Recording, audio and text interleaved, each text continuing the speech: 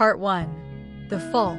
Elena Carter stood by the window of the penthouse she had once called home, watching the city lights flicker against the night sky.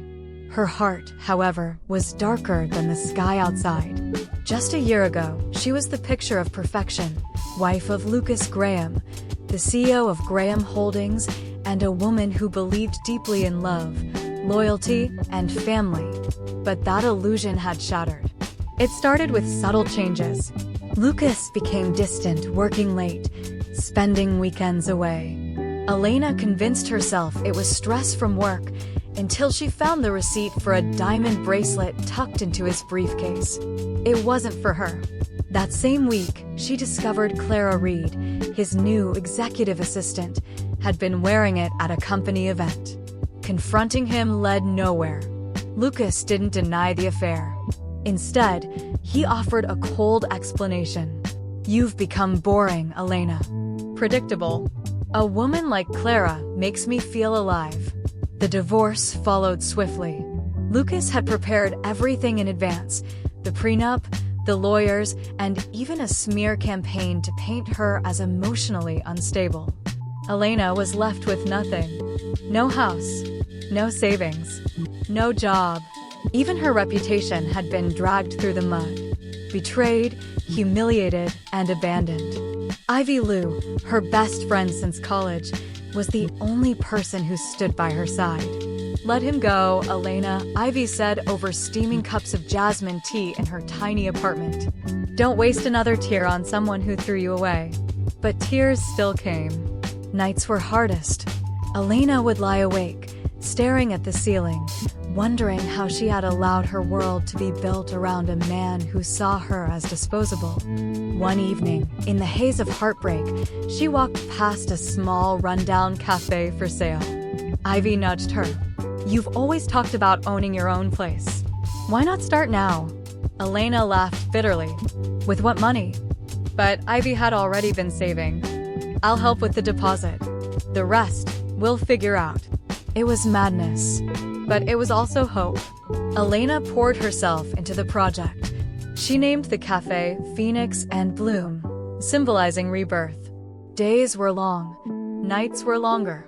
She scrubbed walls, painted tables, tested recipes, and worked 12-hour shifts with no complaints. On opening day, only 6 customers came. But Ivy was there. So was a quiet man named Noah Hayes, a friend of Ivy's who happened to be a lawyer. He helped Elena handle the legal side of setting up the business. "You remind me of someone who's been through a storm but still stands," Noah told her after trying her signature lavender cake. Elena smiled weakly. The storm's not over yet. But piece by piece, her life began to rebuild. Then came the lawsuit. Lucas sued her over a non-compete clause she hadn't even realized existed in their prenup, alleging that opening a cafe violated their marital agreement. It was vindictive. Petty. But Elena wasn't surprised. Noah offered to represent her. "I'll do it pro bono," he said firmly. "Not for pity. Because you deserve justice." In court, Lucas sneered from the witness stand. Clara sat beside him, visibly pregnant. When Elena took the stand, she spoke clearly. "I built my life around a man who discarded me like an old coat. But I will not let him take away the little I have left." The judge ruled in her favor. Outside the courtroom, Elena met Lucas's eyes one last time. He looked older, angrier, unsatisfied. She walked away with her dignity intact. Later that evening, she returned to the cafe. The lights were warm. Customers chatted softly. Ivy waved from behind the counter. And Noah sat at his usual corner table, waiting for her. For the first time in months, Elena exhaled without pain. Her fall had been hard, but she had landed on her feet. Part 2. Seeds of Strength. Spring arrived with a gentle breeze, and with it a newfound calm in Elena Carter's heart. The lawsuit was behind her, and Phoenix and Bloom began attracting regulars. The scent of fresh pastries and warm coffee drifted through the doors every morning. Elena's hands were always busy, but her soul had begun to settle. Her little cafe was slowly becoming a haven for herself and for others. One afternoon, Elena noticed a woman sitting alone at the back table, nervously cradling a cup of tea. She looked familiar. It was Clara Reed, the mistress. Elena's heart caught in her throat, but she forced herself to stay composed. Clara approached her cautiously, a baby wrapped in a soft gray blanket nestled against her shoulder. "Miss Carter," she began, her voice thin. I didn't come to cause trouble. I wanted to thank you." "Thank me?" Elena raised an eyebrow. "I used the settlement money Lucas gave me after the breakup to open a small shop. Baby clothes. It's doing okay. I'm supporting myself and the baby now." Clara's eyes dropped. "I know I don't deserve your kindness, but I wanted to say, I'm sorry for everything." Elena looked at the woman in front of her, frail, no makeup, worn down, and clearly struggling. She remembered the glittering version of Clara from Lucas's side, all red lips and confidence. This was someone entirely different. "Clara," she said gently, "what's in the past is in the past. Just take care of your child. That's what matters now." Clara broke into tears. Elena didn't cry with her. She had no more tears left to shed. Instead, she brought Clara a warm croissant and refilled her tea. The kindness didn't come from obligation, it came from strength. Later that week, Ivy leaned against the cafe counter and teased her. "You've changed, Elena.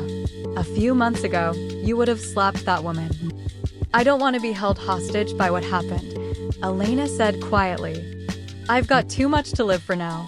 Noah Hayes began spending more time at the cafe, always tucked in the same corner with his laptop and a cup of black coffee. He never flirted, never overstepped, just offered quiet presence and the occasional witty comment that made her laugh when she needed it most. "I've been thinking," he said one evening. "You have a lot of power in your story, Elena. What if you used it to help other women going through the same thing?" That night, the idea was born. Within a month, Elena had co-founded the Haven Legal Center, a nonprofit offering free legal assistance to divorced or abused women. Noah served as the pro bono lead advisor. Ivy helped set up the branding and social media. Then came the next idea, the Willow Training Center, a vocational program to help single mothers and women from troubled backgrounds learn real skills: accounting, digital marketing, baking, hospitality. The first class had only 10 students. Elena taught baking. Ivy taught business planning. The joy of watching those women graduate with tears and pride was unlike anything she'd felt in her previous life. For the first time in a long while, Elena realized she wasn't just healing herself. She was helping others rise, too. One evening, after a particularly moving graduation ceremony at the Willow Center, Noah found Elena sitting on the steps outside, watching the stars. "You look proud," he said. "I am," she replied. "Not of the money or the work, but of who I've become." Noah sat beside her, silent for a while. Then he said softly, "You've become someone extraordinary, Elena." Their eyes met. For a moment, she thought he might lean in, but he didn't, and that was okay. She wasn't ready, but she was open. A few days later, she received a call. "Miss Carter, this is the State Correctional Hospital. Lucas Graham has suffered a heart attack in prison. He's asking to see you." Elena was silent. "Why now? After all the damage? After all the healing?" "I'll be there shortly," she replied. At the hospital, Lucas looked like a ghost. Pale, hollowed out. The fire that once made him so magnetic was gone. "Elena," he rasped. "You came." She sat beside his bed, cool and composed. "I'm not here for you," she said. "I'm here to close a chapter." He coughed violently, then whispered, "I wanted to say, I'm sorry. You didn't deserve what I did to you. I was selfish. Cruel." She stared at him. "What do you want from me, Lucas?" He struggled to reach under his pillow and pulled out a folded paper. "There's an offshore account. 50 million. It's yours." My final way of making things right. She didn't touch it. I don't need your guilt money. It's not guilt, he whispered. It's all I have left to give. She took the paper and stood. I won't forgive you, Lucas. But I don't hate you either. Hating someone is exhausting. And I have more meaningful things to focus on now. As she walked out of the hospital that night, Elena didn't cry. She didn't feel vindicated or broken. She felt free. Lucas Graham died the next evening. Elena didn't attend the funeral, but she sent white flowers not for him, but for the memory of the girl she used to be. The next morning, she deposited the $50 million into a new fund, the Phoenix Fund, dedicated to supporting women-owned businesses and shelters across the country. Elena Carter, once betrayed and broken, was now stronger than ever. 2 years had passed since the night Elena Carter walked out of the hospital where Lucas Graham lay dying. In those 2 years, she had rebuilt not just a life, but a legacy. Phoenix and Bloom had expanded into 3 locations, each uniquely designed with local art and a signature scent that made customers feel instantly at home. The Haven Legal Center had taken on more than 200 cases, winning justice for women who'd once believed they had no voice. The Willow Training Center now graduated over 100 women per year, many of whom had opened their own small businesses, bakeries, shops, and salons. And the Phoenix Fund had blossomed into something unimaginable. Elena no longer worked for survival. She worked for impact. But even so, there was a quiet part of her heart she hadn't reopened. Until Noah Hayes asked her to dinner. It wasn't like their usual cafe dinners or charity galas. This time, he picked a cozy Italian restaurant tucked between art galleries, where the music was soft and the table was lit by a single flickering candle. You've done incredible things, he said, watching her across the table. But when's the last time you did something just for yourself? Elena blinked, a little caught off guard. I suppose. I haven't thought about that. Then I'd like to be the first, he said. To do something for you. If you'll let me. Their eyes locked, and she didn't flinch. Dinner turned into walks through the city. Walks turned into late-night conversations. Then one night, after the grand opening of the new Willow campus, as they stood in the rain outside his car, Noah took her face gently in his hands and kissed her.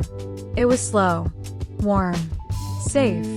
It didn't feel like fireworks, it felt like finally arriving home. That summer, Elena's mother, whom she hadn't spoken to in years, called unexpectedly. I saw you on television, her mother said, her voice hesitant. You're doing good things, Lena. Elena hadn't been called Lena in a decade. I'm proud of you, her mother added, voice cracking. They met the following week in a park beneath the cherry blossoms. Her mother brought old photo albums, and for the first time, they really talked, about the choices, the pain, the distance between them. Forgiveness wasn't instant. But it began. Everything was beginning again. One day, a letter arrived at Phoenix and Bloom. Handwritten, no return address. Dear Elena, you don't know me, but I've been following your journey. I invested quietly in your Phoenix Fund 6 months ago. I've watched how you've changed lives, not just your own. I believe your story needs to go further. Wider. Let's talk. JM. She thought it was a prank at first.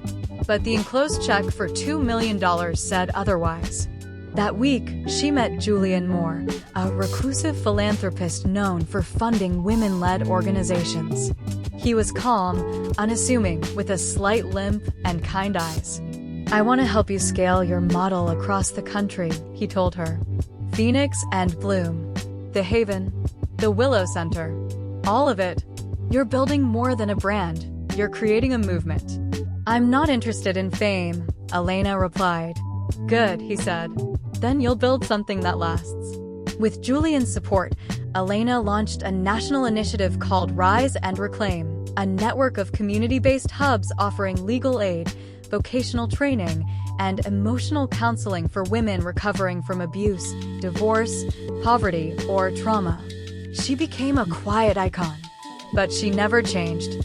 She still arrived at her flagship cafe by 6 a.m. She still sat with customers who cried into their coffee. She still baked with the Willow students every Friday. And she still curled up beside Noah every night, reading old poetry or watching quiet films. One evening, as she and Noah watched the sun dip behind the hills outside their small lake house, he turned to her with something different in his eyes. "Elena," he said softly, "you know I've loved you for a long time." She smiled, her head resting on his shoulder. "I know. But I want to ask you now, not as someone who admires your strength, or your work, or even your story, but as a man who loves you. Every part of you." He knelt, pulled out a small silver ring with a single sapphire, deep and oceanic, just like her eyes. "Elena Carter, will you marry me?" She didn't hesitate. Yes, because for the first time in her life, love didn't feel like a risk. It felt like peace. They married in a quiet ceremony in the cafe garden, surrounded by friends, students, mentors, and women whose lives had been transformed by Elena's courage. Ivy stood beside her as maid of honor, weeping through the vows. Julian gave the toast, calling her the strongest woman I've ever met. And Clara stood at the back, holding her little boy, smiling with quiet pride. The past hadn't disappeared, but it no longer defined her. Because Elena had risen, and now she was blooming. Part 4. Roots and Wings. Marriage didn't change Elena Carter. It simply gave her room to breathe. She and Noah Hayes lived simply, weekend hikes, home-cooked meals, sleepy mornings with coffee in mismatched mugs. They had no need for grand declarations. Their love was quiet, steady, and fiercely loyal. And yet, even in that peace, Elena never stopped growing. Within a year of launching the Rise and Reclaim network, 10 centers opened across the country, from Seattle to Miami. Women came from shelters, from courtrooms, from rehab clinics, from lives they'd been told were broken beyond repair. At Rise and Reclaim, they received legal guidance, trauma-informed therapy, and hands-on job training. But more than that, they were seen, heard, empowered. Elena made it a rule to visit each center in person, no matter how far. In Detroit, she sat with a woman named Rosa who had escaped trafficking and now taught self-defense. In Tucson, she helped paint a mural on the training kitchen wall with teenage single mothers. In Boston, she cried with a woman who had just won custody of her children after a grueling court battle. Wherever she went, she brought presence, not pity. "I don't want to be anyone's savior," Elena told a journalist once. "I want to remind them they were never helpless to begin with." At home, life grew richer in quieter ways. Ivy married a literature professor she met at a writing workshop, and Elena was her maid of honor, just like Ivy had been for her. Their bond, forged in heartbreak, had only deepened in triumph. Clara, formerly Tess, had become a community advocate, teaching parenting classes and managing a small shop that now employed 5 single moms. Her son, Mateo, was nearly 5 and loved Auntie Elena's cookies. Even Elena's relationship with her mother had softened. They didn't always agree, but the anger had faded. In its place was mutual respect and a few hard-earned hugs. One Sunday morning, Elena sat at the kitchen table, flipping through letters from women all over the country. She stopped at one in particular. "Dear Elena, I don't have the words to thank you. 6 months ago, I was homeless and pregnant. Today, I have a job, an apartment, and a plan. You don't know me, but you changed my life. My daughter's name is Lena. I named her after you." Tears filled her eyes. No award, no article, no television interview had ever moved her like that letter. Later that year, Elena and Noah bought a small piece of land on the outskirts of the city. Not for profit, not for publicity, but for something new. They built a retreat center. The Hearth, they called it. A quiet place where women who had worked so hard to survive could now simply rest. It wasn't about training or therapy or fixing anything. It was about peace, gardens, meditation spaces, cozy cottages, a library filled with poetry, healing memoirs, and warm blankets. No expectations, just safety. The world tells women they must always be strong, Elena said at the opening ceremony. Here, they can simply be. One evening, as summer turned the fields golden, Noah and Elena stood on the hearth porch, arms wrapped around each other. "I'm proud of you," Noah whispered. "I'm proud of us," she replied. "I've been thinking," he said, hesitant. "Would you ever want to start a family?" Elena went quiet. For so long, her life had been about repair, rebuild, restore. The idea of creating something completely new, it scared her. But it also stirred something deeper, a longing she'd buried long ago. "Yes," she said finally, with a soft smile. "I would." A year later, she gave birth to a baby girl. They named her Hope, because that's what Elena Carter had become, not just a survivor, not just a success story, but a living, breathing symbol of what was possible when a woman chose herself first. On her daughter's first birthday, Elena stood under the willow tree outside Phoenix and Bloom, the original cafe, the place where everything had begun. Noah held Hope in his arms. Ivy laughed nearby with Clara and Mateo. Dozens of women she'd helped stood scattered across the garden, sharing stories, singing songs, toasting sparkling cider. Elena looked at the life she had once thought was over, and realized this was only the beginning. Part 5. The Legacy. Legacy wasn't something Elena Carter planned for. But as her daughter, Hope, took her first steps across the same floor Elena once scrubbed after closing hours, she realized she had already started building one. Not with buildings, with lives.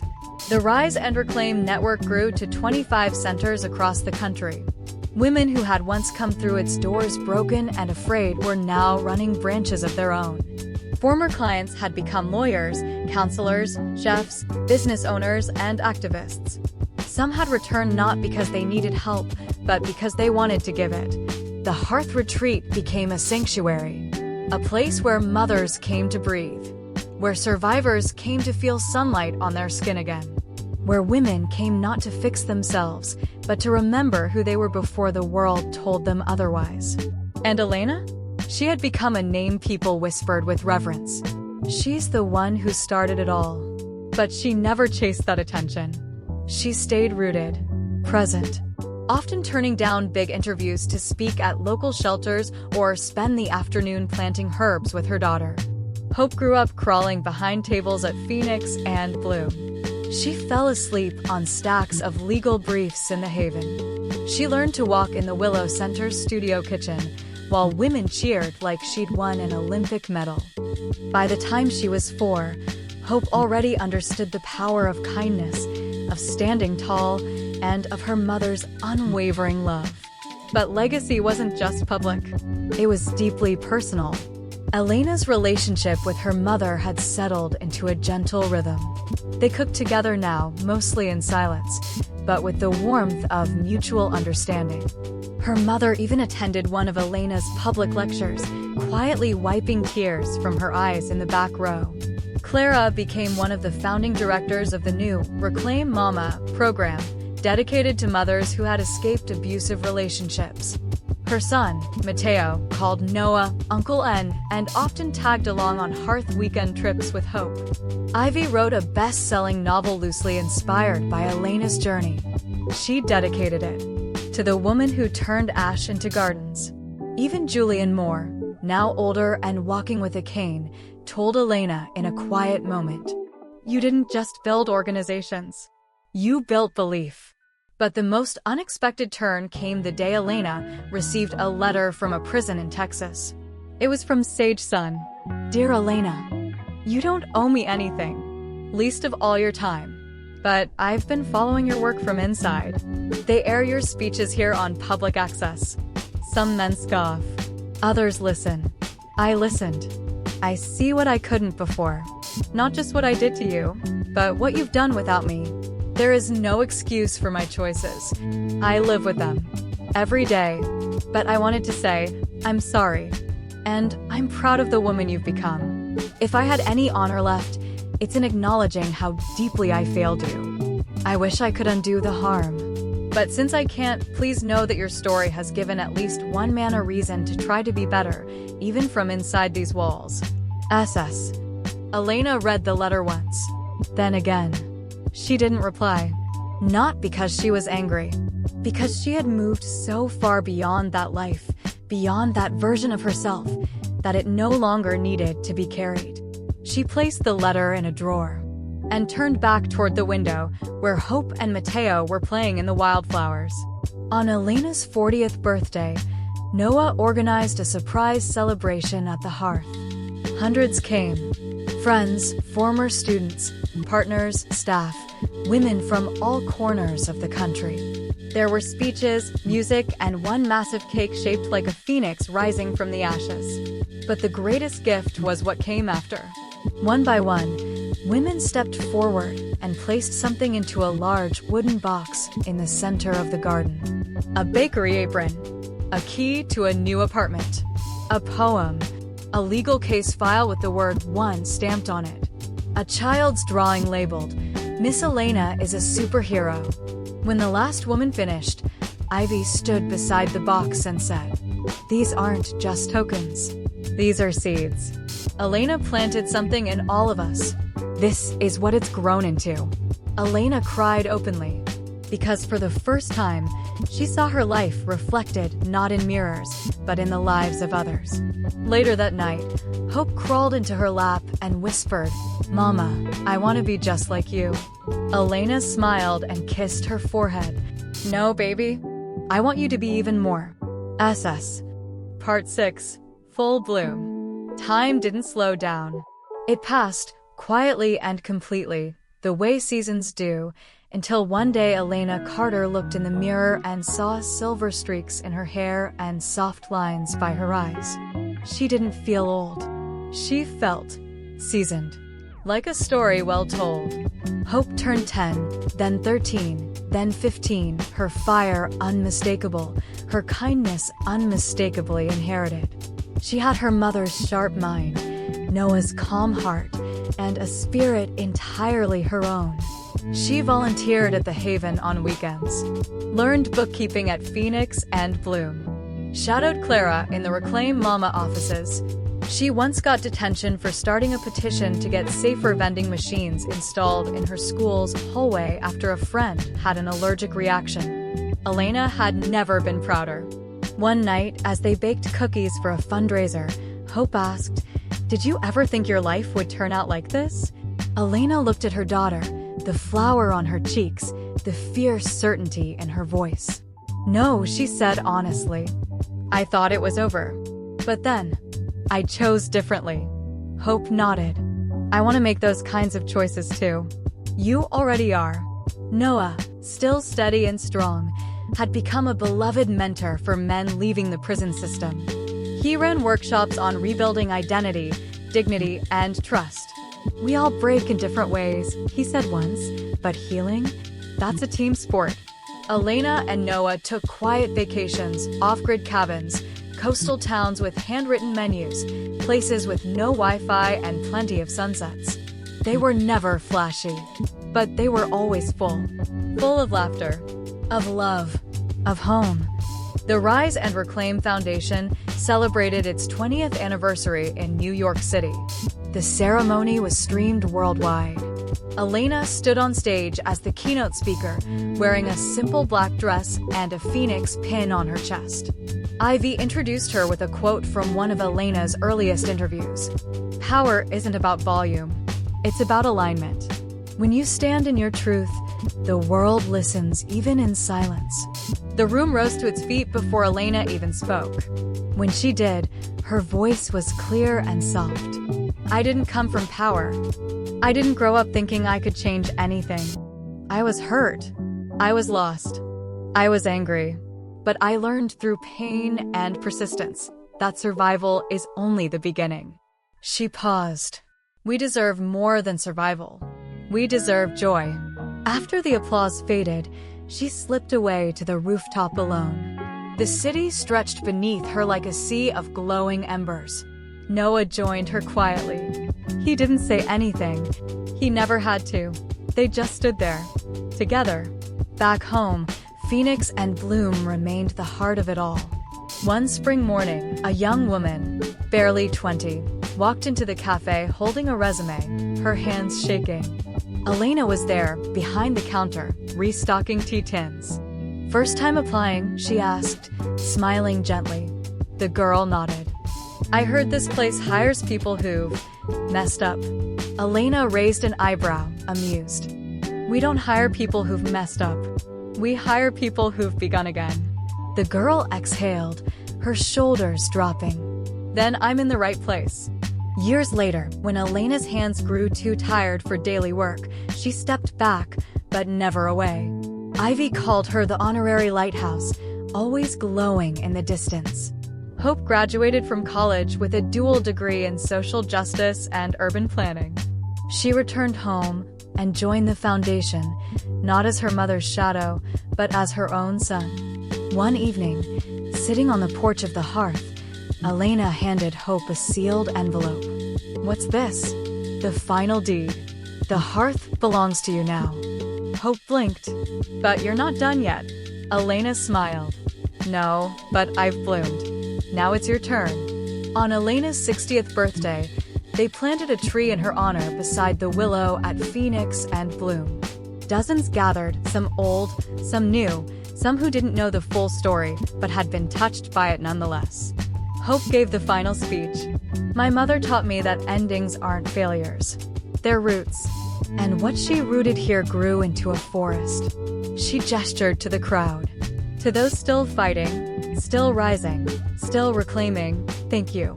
My mother's story isn't over. It lives in you." The wind carried petals across the yard. And Elena, standing in the garden of her own legacy, closed her eyes and felt it all. The girl who had once been shattered. The woman who rebuilt. The mother who nurtured. The leader who uplifted.